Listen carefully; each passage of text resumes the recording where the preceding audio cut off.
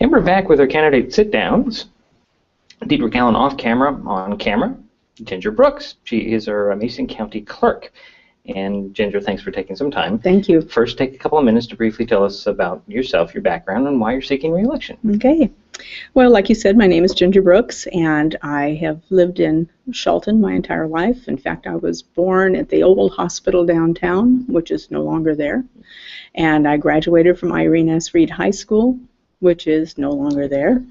And I started my career basically at Sprouse Wright's, worked there for 16 years, and of course it's no longer there. So I said it's kind of sad when you start outliving the landmarks in town, but that's the way it goes when you get to be my age.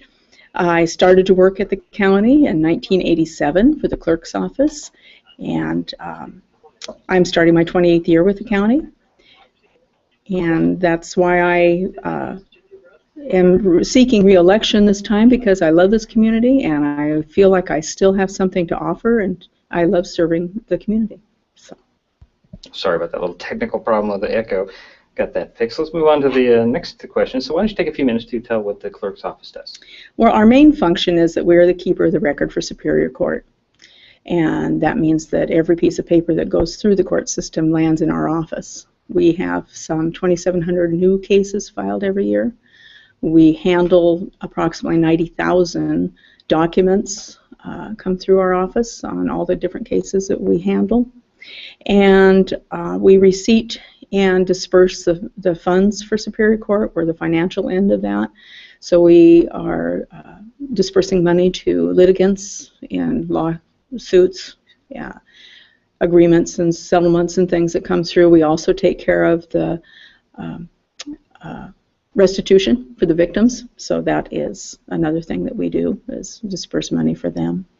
And we are presently the jury system for the entire county, so we do Superior District and Municipal Court. So while in office, what improvements have been made to better serve the county? Well, I think the most significant improvement has been the jury system. We went to a web-based program, and so you're able to go online and fill out your questionnaires now if you so desire. You can still send them in. We are able to have you go online and see if you're needed the next day. We have a significant amount of statistical information that we're able to glean from this new program, which is extremely helpful. We've had a few glitches, and but we're working on those, and hopefully they'll work themselves out. It is much, much better than the old bingo tub that we used to have that you used to twirl around and pull names out of. So we've come a long way since I started. And that's it. Okay. What are the limitations in your office? The greatest limitation that we have in our office that I don't think people fully understand is that we just are not able to give legal advice. And we deal with that on a daily basis. People come in and they don't understand that legal advice can be as simple as, what forms do I need? We can't tell them what forms they need. If we tell them the wrong forms and they lose a case or lose the custody of their children, well, then that falls on us. So that's a large limitation for us. We would love to be able to help them more, and we just can't. We have in our, not in our office, but for the administrator's office down the hall for Superior Court, we do have a family law facilitator. Her name's Cheryl, and I just can't say enough about what she can do for those folks.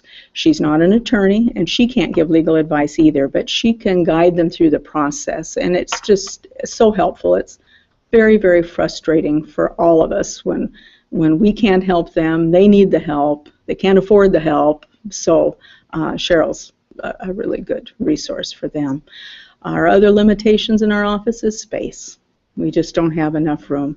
When I started there in 1987, we had 4 deputy clerks and the clerk.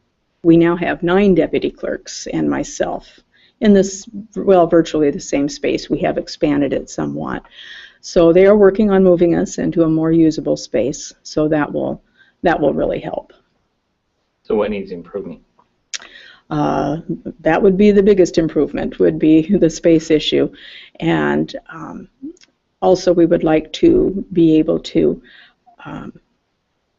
go through all of our old records and get them put on a digital format and so forth. But of course that takes money and staff, and both are kind of short supply these days. So we're working on it. Is there anything on the horizon that will impact how you operate your office? I would say yes. We have a third judge coming in January.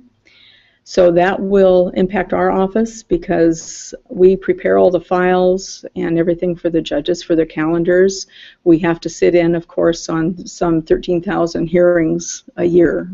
And so you add another judge to that mix. It isn't like they're going to add a tremendous amount right off the bat, but eventually it will be a significant difference. And so we still have extra preparation, more time in court and so forth. So that's going to be a struggle, but we'll manage. So. Well, Ginger, thanks for taking some time and coming in and talking to us and Thank you. educating everybody about the clerk's office. It's Ginger Brooks. She's our Mason County clerk. Thank you. She's seeking re-election, running unopposed. Mm-hmm. Thank you very much. Thank you for calling me in.